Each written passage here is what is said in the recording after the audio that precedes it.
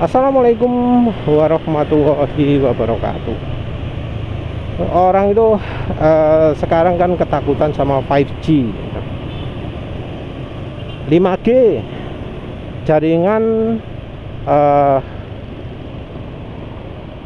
jaringan ponsel 5G. Nah, yang penulis bahas ini merupakan pembahasan yang secara ilmiahnya yang sudah diakui dan kemudian dicari analisa logikanya. Jadi nggak ada fear mongernya ya, berdasarkan kalau pakai 5G bisa ngerusak otak, bisa bikin orang pusing macam-macam. Tapi dari berdasarkan fakta ilmiahnya saja ya, dari analisa ilmiahnya ya. Jadi penulis nggak pakai yang berita yang nggak jelas sumbernya, ini cuma pakai yang jelas sumbernya. Dan orang itu juga sering ketakutan, apa sih yang mengerikan dari 5G itu ya. Untuk tahu ceritanya, kita harus tahu dulu apa sih itu 5G. 5G itu, penulis males ngomong 5G ya, 5G aja. 5G itu adalah standar komunikasi cellphone yang terbaru, yang generasi kelima. Kayaknya sudah kombinasinya CDMA dan 3G ya. Jadi model pembagiannya lebih canggih, lebih macam-macam. Yang terutama beda dari 5G itu adalah bandwidth yang dipakai. Jadi bandwidth yang dipakai itu berbeda dari bandwidth yang selama ini dipergunakan. Jadi kalau sinyal 4G itu menggunakan frekuensi tinggi yang membutuhkan tower tinggi sekali ya.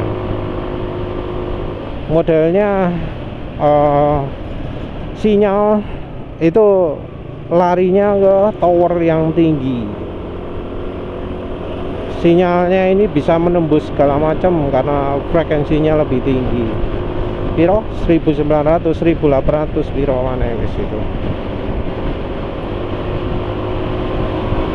Nah, sinyal 5G 4G sendiri sering diprotes membawa kesehatan macam-macam, walau nggak ada informasi konkretnya.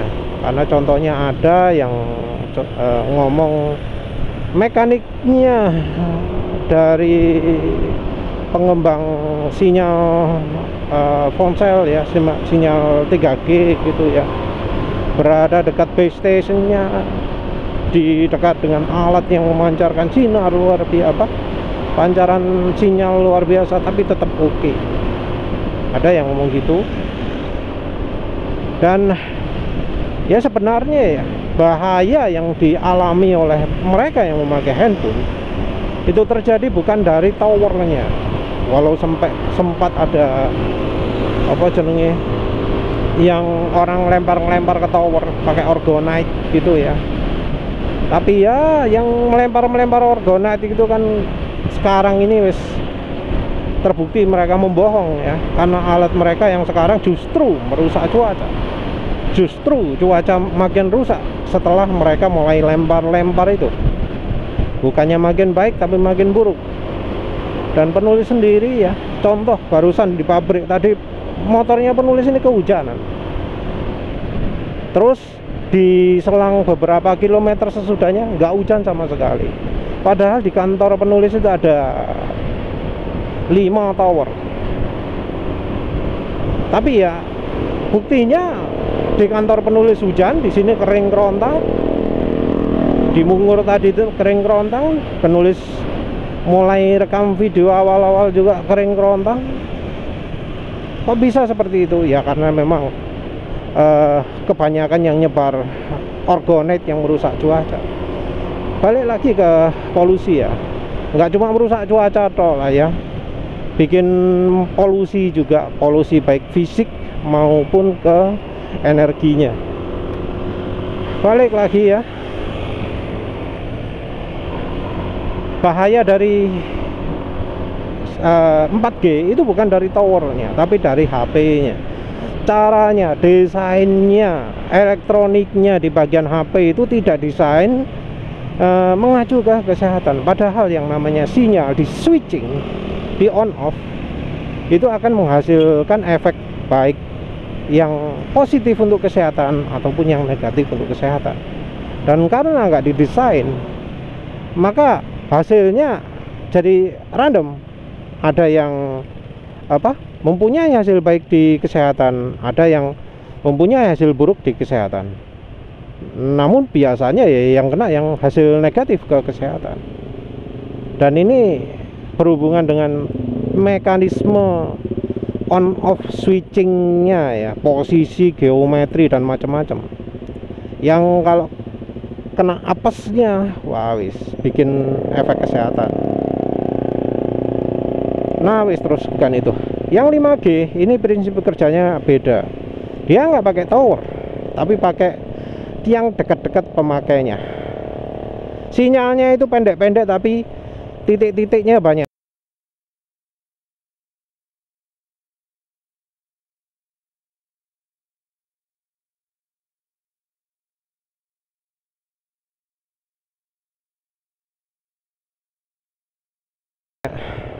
Mengapa melakukan seperti itu? Karena konsepnya 5G itu adalah memakai sinyal yang tidak terganggu oleh yang lain. Bandwidthnya tinggi karena sinyalnya tidak terganggu oleh yang lain.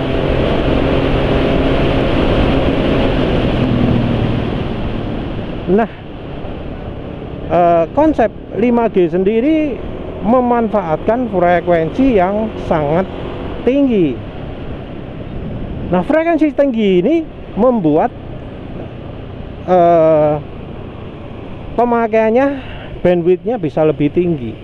Tapi di sisi lain, penggunaan frekuensi ini yang jadi masalah, karena frekuensi yang dipilih ini membuat sinyalnya jadi berinteraksi dengan oksigen.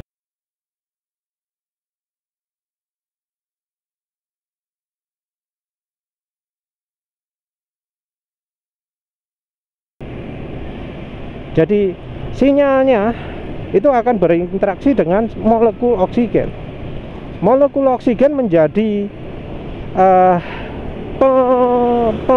apa ya jenenge ya, penghambat sinyalnya, sehingga tidak mudah bias, tidak mudah bocor. Jadi malah terkungkung, jarak jangkaunya malah jadi sangat pendek sekali, sehingga membuat perjalanan sinyal ini jadi tidak saling mengganggu sama satu sama lain.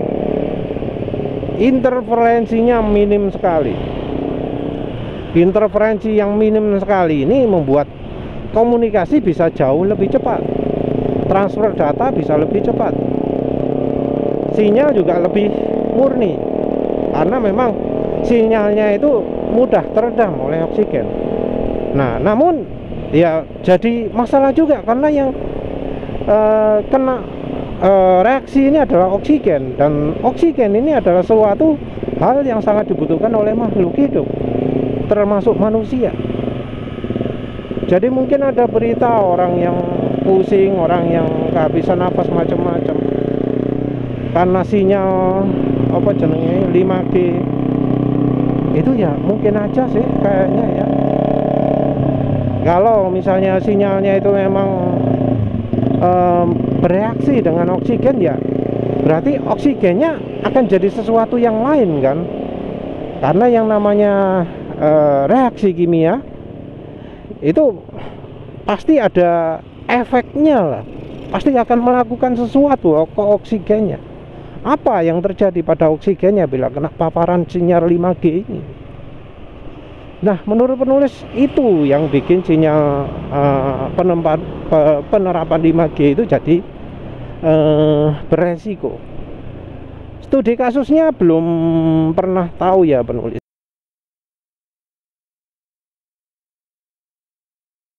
Ya entahlah. Tapi menurut penulis, bila itu sinyal 5G berbahaya, bahayanya sumbernya dari reaksi terhadap oksigen tersebut. Dan reaksi terhadap oksigen tersebut ada resmi di website yang bisa dipercaya. Ya wes, begitu saja. Terima kasih sudah menonton. Assalamualaikum warahmatullahi wabarakatuh.